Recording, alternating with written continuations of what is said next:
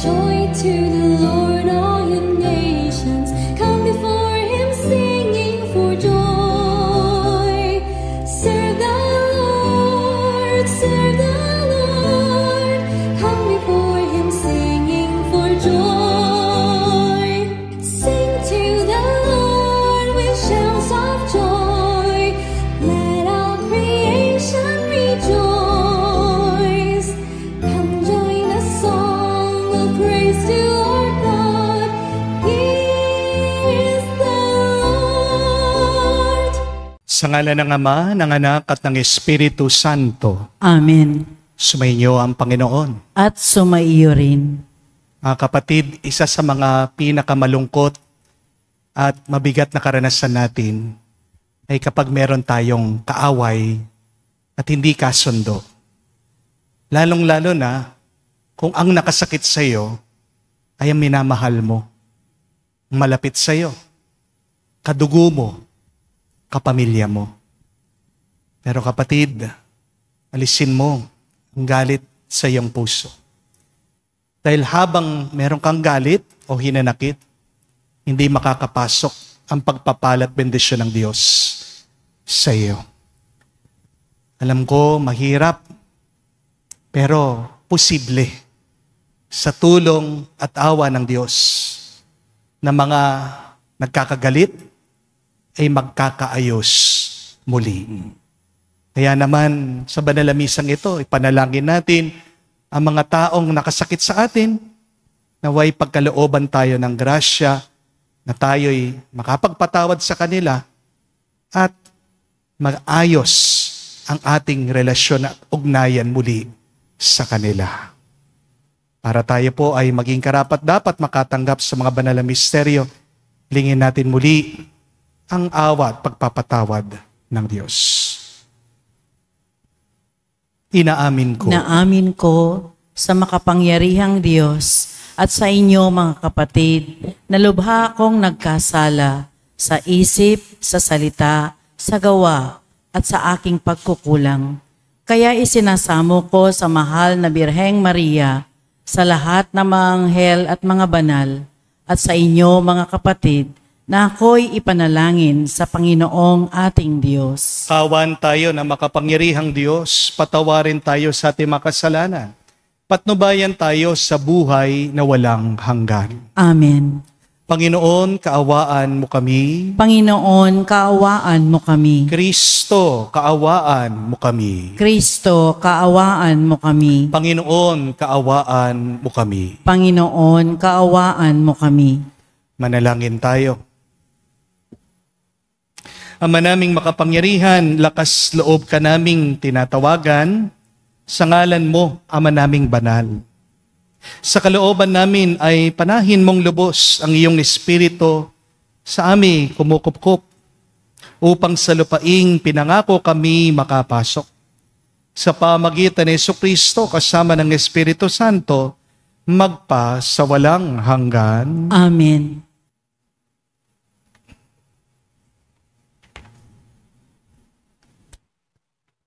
Pagbasa mula sa aklat ng Deuteronomio.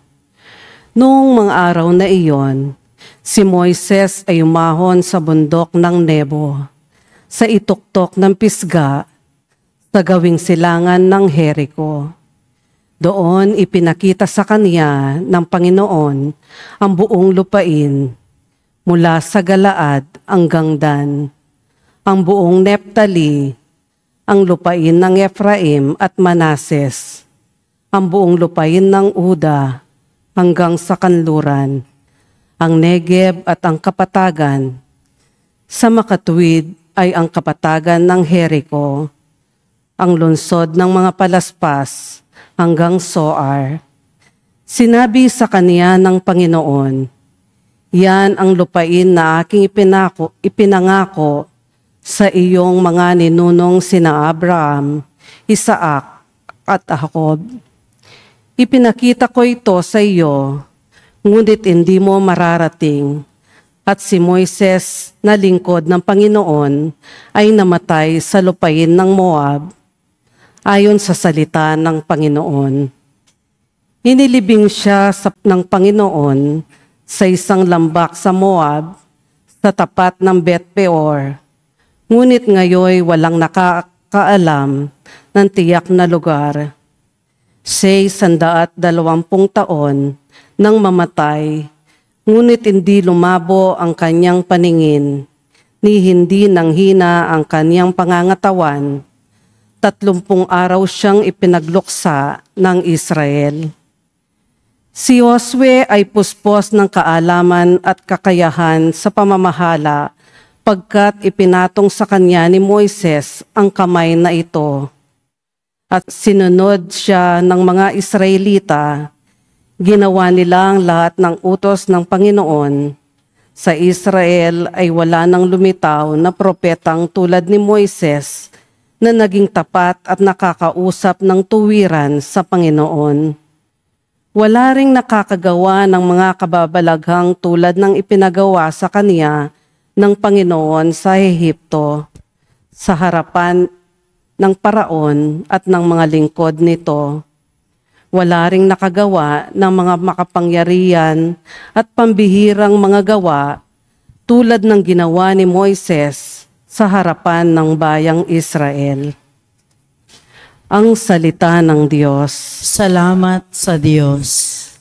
Ang Diyos ay papurihan, ang buhay ko'y kaniyang bigay. Ang Diyos ay papurihan, ang buhay ko'y kanyang bigay.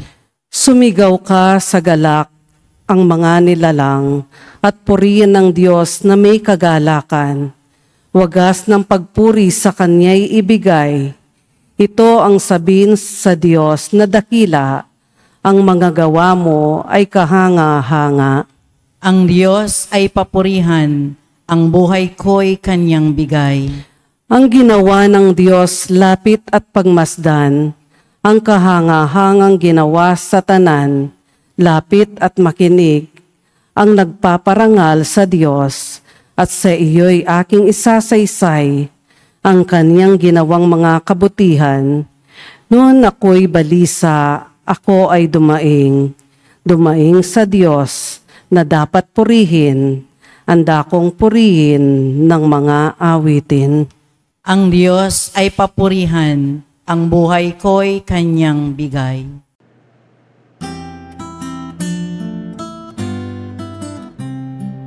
Alleluia, alleluia, alleluia, alleluia, alleluia,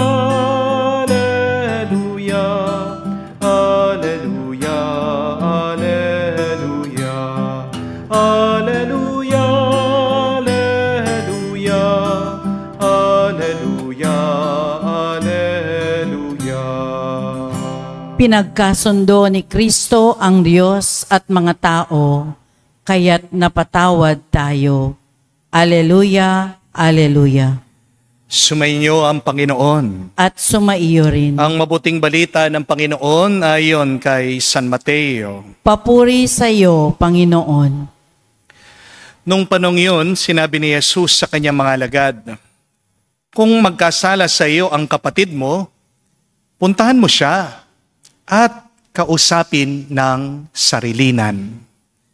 Kapag nakinig siya sa iyo, ang pagsasama ninyong magkapatid ay mapapanauli mo sa dati at napapanumbalik mo siya sa Ama. Ngunit kung hindi siya makinig sa iyo, magsama ka pa ng 1 o 2 tao upang ang lahat ng pinag-usapan ninyo ay mapatunayan ng 2 o 3 saksi. Kung hindi siya makinig sa kanila, sabihin mo ito sa pagtitipon ng simbahan. At kung hindi pa siya makinig sa nagtitipong simbahan, ituring mo siyang hentil o isang publikano. Sinasabi ko sa inyo, anumang ipagbawal ninyo sa lupa, ay ipagbabawal sa langit. Ang anuman ipahintulot ninyo sa lupa, ay ipapahintulot sa langit. Sinasabi ko pa rin sa inyo, kung ang 2 sa inyo rito sa lupa ay magkaisa sa paghingi sa anumang bagay sa inyong panalangin, ipagkakalob ito sa inyo ng aking Amang nasa langit. sapagkat saan man may 2 o 3 nagkakatipon dahil sa akin, naroon akong kasama nila. Mga kapatid, ang mabuting balita ng ating Panginoon. Pinupuri ka namin, Panginoong Heso Kristo. Magandang araw po muli sa inyong lahat. Magandang araw po, Father. Sino po ba ang dapat maunang lumapit at kumausap? Ang nakasakit o ang nasaktan? Ang nagkasala o yung ginawan ng kasalanan? Ang nagkamali o ang ginawan ng mali? Ito po ang sagot, ha? Tandaan nyo. Ang una dapat lumapit at makipag-usap ay yung walang galit. Amen? Regardless if you have hurt someone or you have been hurt, before you talk, remove anger in your heart. Amen? Dahil kung galit ka at kinausap mo yung nakasakit sa'yo, lalo lang kayong mag-aaway. Di po ba? Kung galit ka, kinausap mo yung nasaktan mo, lalo mo lang siyang masasaktan. Amen? Pero ano po ang sabi ng ating Panginoong Heso Kristo? Kung nagkasala ang kapatid mo sa'yo, puntahan mo siya. Kausapin mo siya. Sabihin mo ang kasalanan niya. Ayun naman pala, ang una dapat lumapit ay yung nasaktan.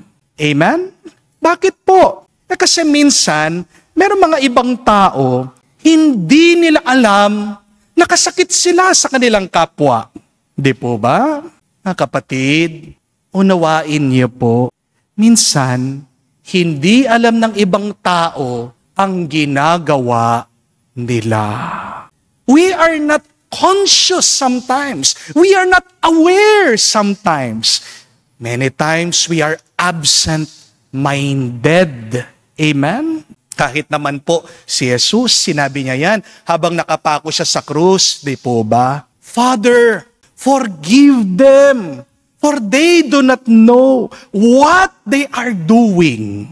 Naunawaan tayo ng Panginoon. Kaya nga, napatawad niya tayo.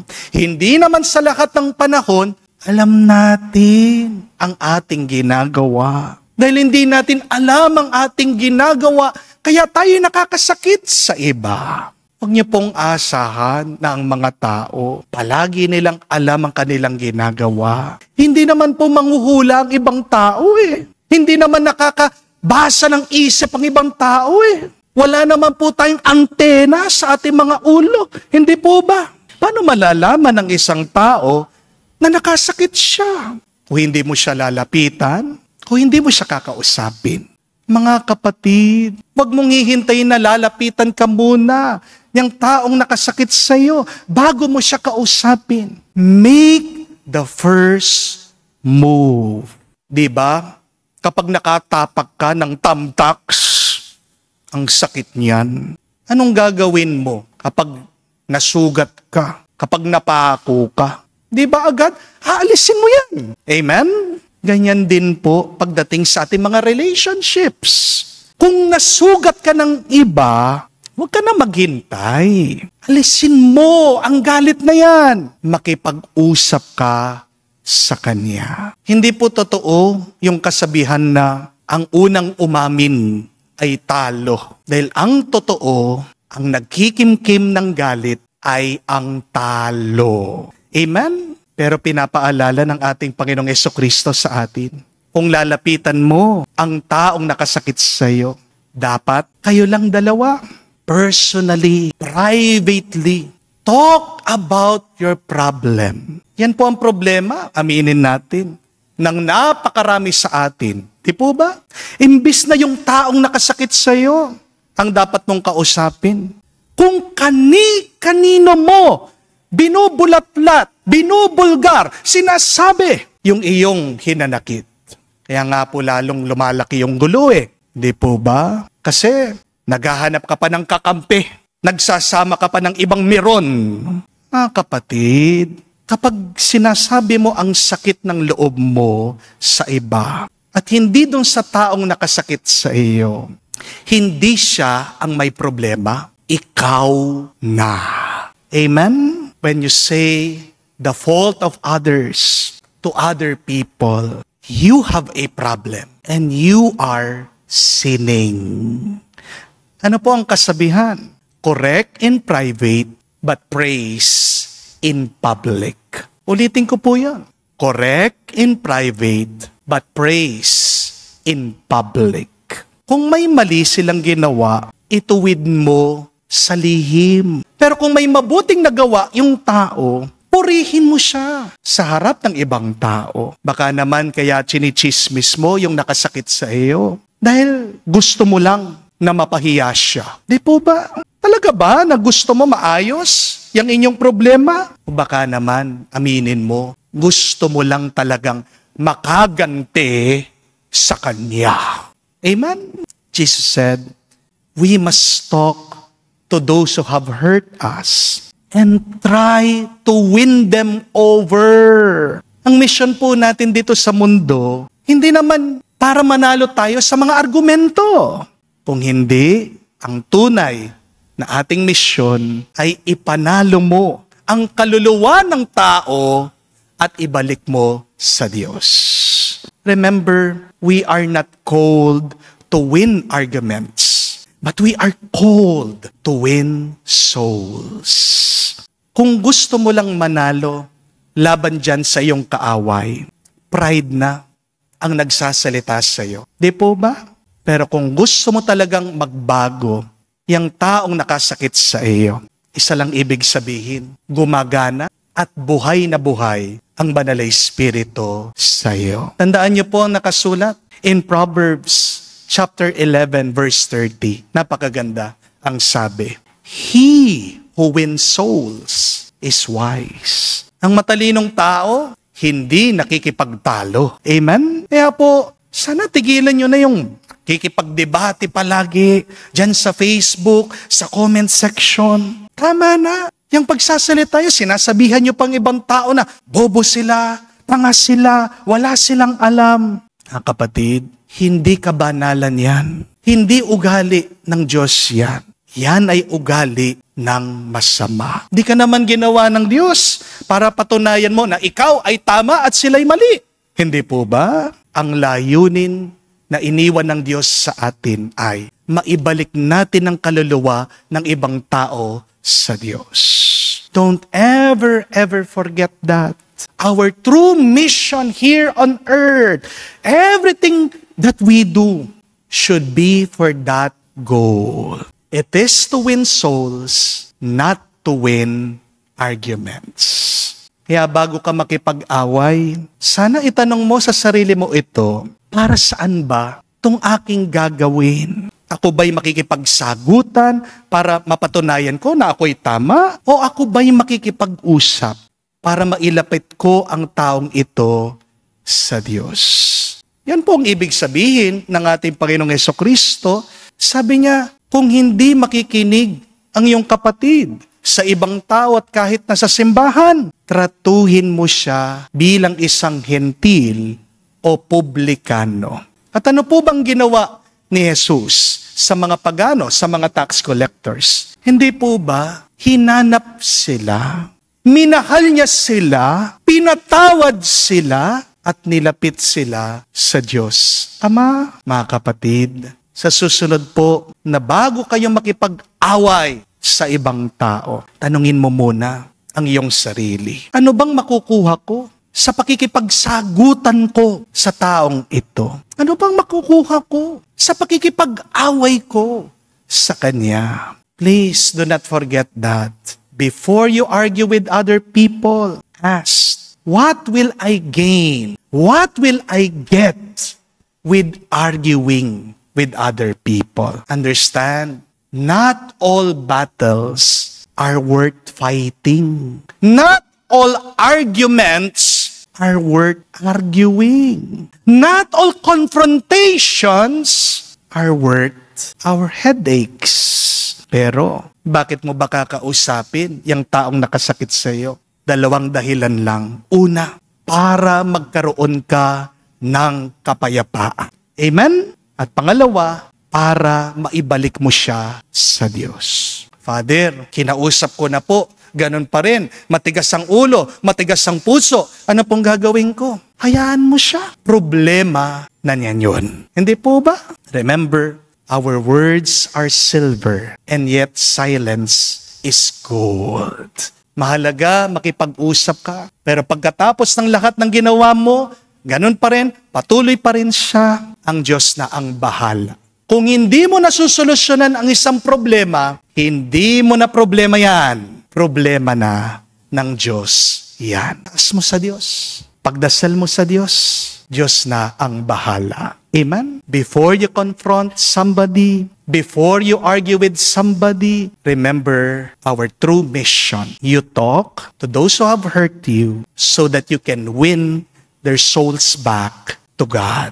Huwag ka maghihiganti, kapatid, because as the Lord says, vengeance is mine, not yours. And the road to vengeance is long and never ending.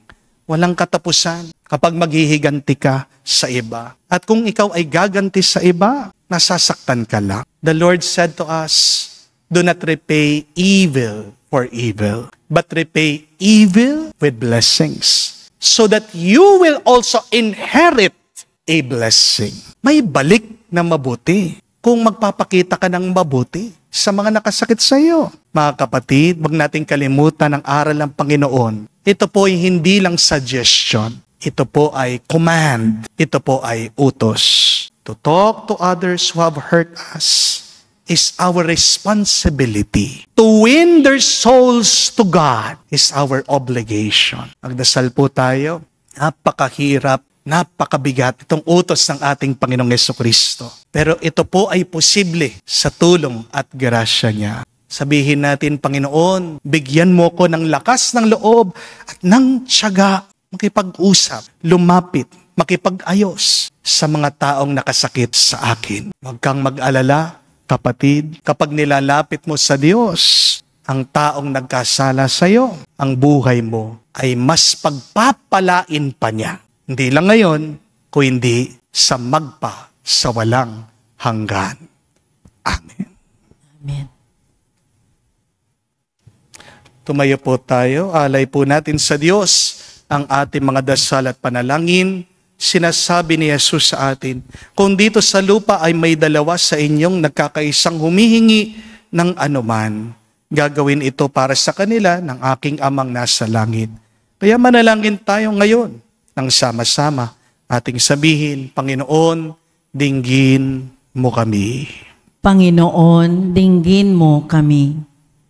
Ang mga miyembro ng simbahan, naway maging malapit ang kalooban sa isa't isa at mamuhay sa kapayapaan at pagkakasunduan.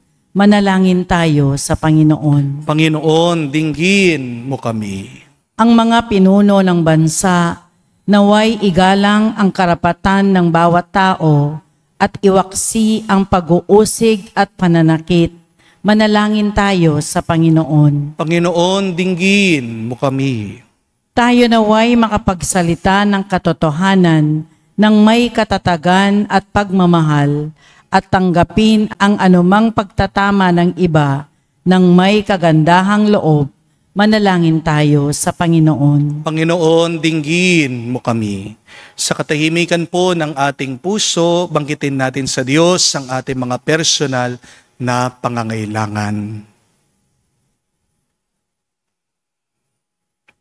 Ama naming nasa langit, kapiling namin ang iyong anak, hinihiling namin ito. Natulungan mo kaming manalig sa kabutihan ng bawat tao at maging mahinahon kami sa isa't isa tulad ng pagiging mabuti mo sa amin. Hinihiling namin ito sa pamagitan ni Kristo, aming Panginoon. Amen.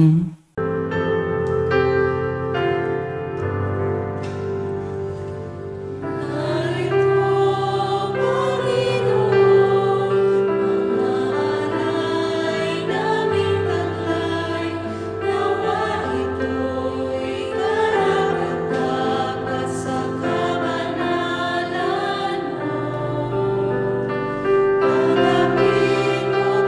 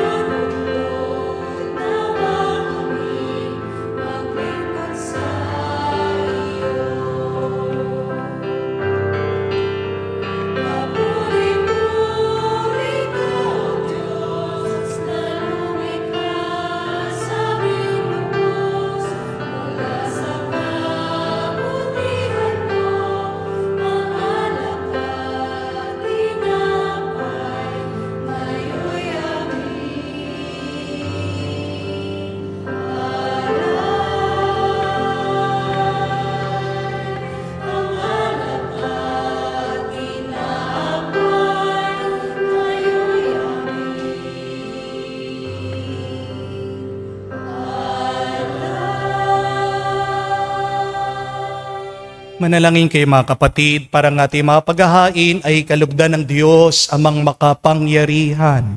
Tanggapin nawa ng Panginoon itong paghahain sa iyong mga kamay, sa kapurihan niya at karangalan, sa ating kapakinabangan at sa buong sambayanan niyang banal. Ama naming lumikha, kalugdan mo ang mga alay ng iyong sambayanan. Ang pinagmamagandang loob mong ibigay sa amin upang maihain, ay siya nawang gumanap ng iyong ginagawa upang kami tubusin. Sa pamagitan ni Jesucristo, kasama ng Espiritu Santo, magpasawalang hanggan. Amen. Sumainyo ang Panginoon. At sumaiyo rin. Itaas sa Diyos sa inyong mga puso at diwa. Itinaas na namin sa Panginoon. Pasalamatan natin ang Panginoong ating Diyos. Marapat na siya ay pasalamatan. Ama naming makapangyarihan, tunay nga marapat na ikaw ang aming pasalamatan. Kinalulugod mong likahin ang sanlibutan na iyong pinagbabago at dinarangal sa pamagitan ng iyong anak na kinalulugnan. Kaya't utang na loob ng iyong mga tinatangi at ng mga banal na kapiling mo lagi ay iyong pag-iliw at pagkakandili. Kaya kaisa na mga anghel nagsisiawit ng papuri sa iyo nang walang humpay sa kalangitan. Kami nagbubunyi sa iyong kadakilaan.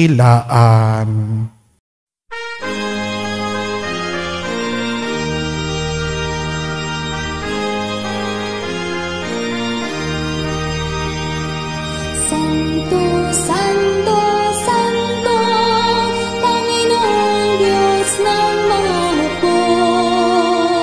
Napupuno ang langit at lupa ng kadakilaan mo. Hosana sa kaitasan, pinagpalang na paninito sa ngalan ng Panginoon. Hosana sa kaitasan, Hosana sa kaitasan. Ama naming banal, ikaw ang bukal ng tanang kabanalan. Kaya't sa pamagitan ng iyong Espiritu, gawin mong banal ang mga kaloob na ito upang para sa amin maging katawan at dugo ng aming Panginoong Jesucristo. Bago niya pinagtiis ang kusang loob na maging handog, hinawakan niyang tinapay, pinasalamatan kanya. Pinaghati-hati niya iyon, inabot sa kanyang malagad at sinabi, tanggapin ninyong lahat ito at kanin. Ito ang aking katawan na ihahandog para sa inyo.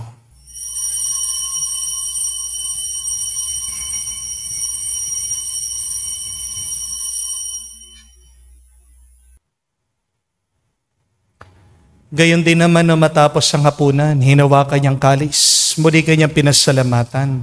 Inabot niyang kalis sa kanyang malagad at sinabi, tanggapin ninyong lahat ito at inumin. Itong kalis ng aking dugo. Nang bago at walang hanggang tipan, ang aking dugo na ibubuhos para sa inyo at para sa lahat, sa ipagpapatawad ng mga kasalanan. Gawin ninyo ito sa pag-alaala sa akin.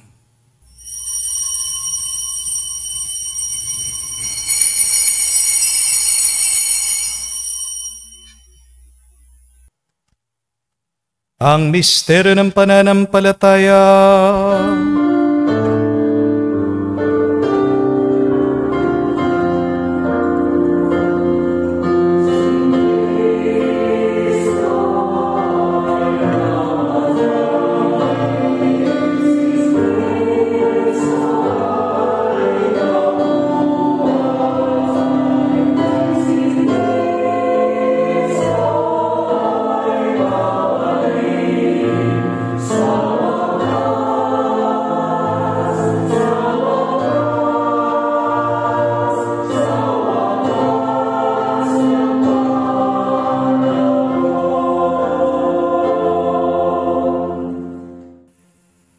Ama, ginagawa namin ngayon ang pag-alaala sa pagkamatay muling pagkabuhay ng iyong anak.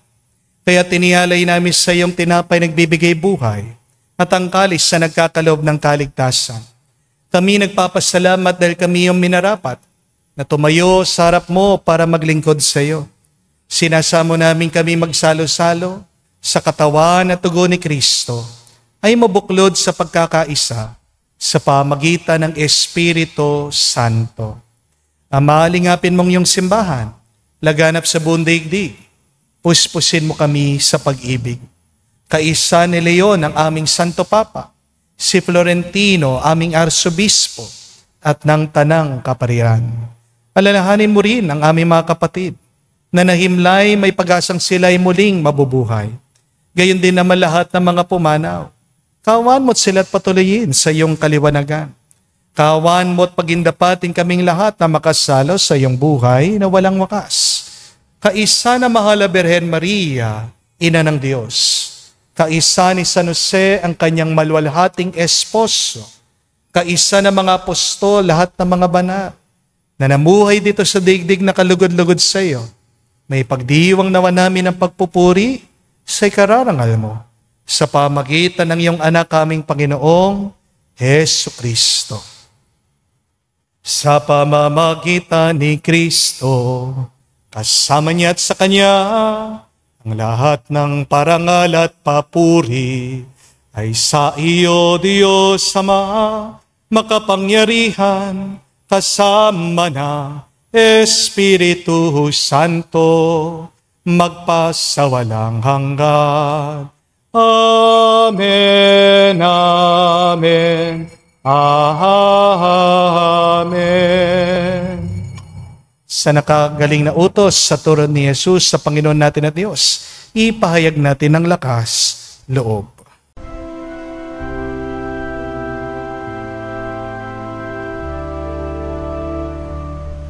Ama namin, sumasalangit ka, sambahin ang ngalan mo, mapasa amin ang kaharian mo, sundin ang loob mo dito sa lupa para nang sa langit. Bigyan mo kami ngayon ng aming kakanin sa araw-araw, at patawarin mo kami sa aming mga sala para ng pagpapatawad namin sa nagkakasala sa amin. At huwag mo kami ipahintulot sa tukso, at iadya mo kami sa lahat ng masama. Hiniling namin kami adya sa lahat ng masama, pagkalooban ng kapayapaan araw-araw, ligtas sa kasalanan, ilayo sa lahat ng kapahamakan, samantalang aming pinanabikan ang dakilang araw ng pagpapahayag ng tagapagligtas naming si Hesu Kristo. Sapagkat iyo ang kaharian at ang kapangyarihan at ang kapurihan magpakailanman. Amen. Panginoong Hesu Kristo, sinabi mo sa mga apostol, kapayapaan ang iniiwan ko sa inyo, ang aking kapayapaan binibigay ko sa inyo. Tungayan mong aming pananampalataya. Huwag ang aming pagkakasala. Pagkalooban mo kami ng kapayapaan at pagkakaisa, ayon sa iyong kalooban, kasama ng Espiritu Santo, magpa sa walang hanggan. Amen. Kapayapaan ng Panginoon ay laging sumainyo. At sumaiyo rin. Magbigayan po tayo ng kapayapaan sa bawat isa. Pisuyo po, kapayapaan po sa inyong lahat.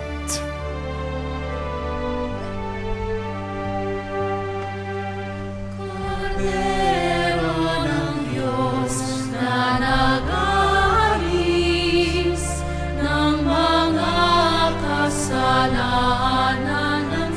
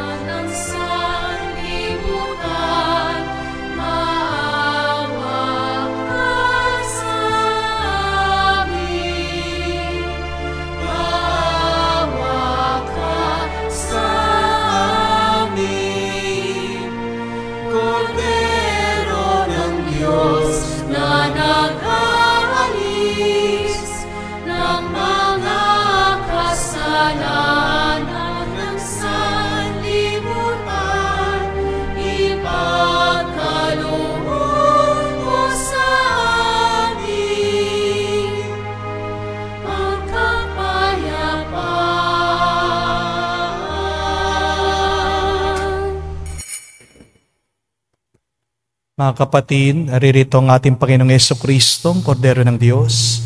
Siya nag-aalis sa mga kasalanan ng sanlibutan. Mapalad tayong lumalapit sa piging ng Kordero. Panginoon, hindi ako karapat-dapat na magpatuloy sa iyo, ngunit sa isang salita mo lamang ay gagaling na ako.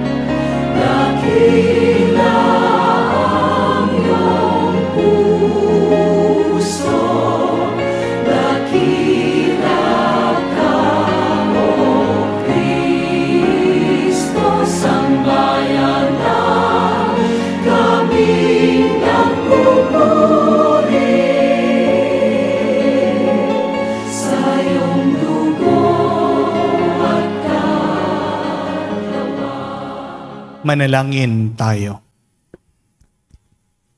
Ama naming mapagmahal, ang pakikinabang namin sa piging na banal ay magdulot nawa sa amin ng kaligtasan at matanghal sa amin ang luningning ng iyong katapatan. Sa pamagitan ni Jesucristo kasama ng Espiritu Santo, magpa sa walang hanggan. Amen. Kalimutan niyo po yung kasabihan na ang unang umamin ay talo. Kung nagmamatigas tayo ng puso, tayo ang talo. Kung hindi ka makikipagkasundo, ikaw ang kawawa, lalong-lalo na ang kaluluwa mo. Sinong una dapat lumapit at makipag-usap? Yung taong walang galit. Siguraduhin mo, wala kang hinanakit, walang bigat ang iyong loob kung makikipag-usap ka sa taong nasaktan mo o doon sa taong nakasakit sa iyo. Unahin mong makipag-usap kayo lang dalawa. Huwag mo munang bubulgar sa Facebook, sa internet, sa mga kapitbahay mo, sa pamilya mo. Kayo munang dalawa. Correct in private, praise in public. At kung hindi man siya nagbago, bahala na ang Panginoon. Tumahimik ka, pagdasal mo siya. Because our words are silver and yet silence is gold. Bago ka makipag-away, tanungin mo munang yung sarili. Para saan? Ano bang makukuha ko dito? Baka makalimutan niyo po ang tunay na layunin ng ating buhay. Hindi para manalo sa mga argumento, kundi para ipanalo natin at maibalik natin ang kaluluwa ng ibang tao sa Diyos. So please, do not forget that goal. Win souls for God. Do not win arguments. Sino ba yung tao na nakasakit sa iyo?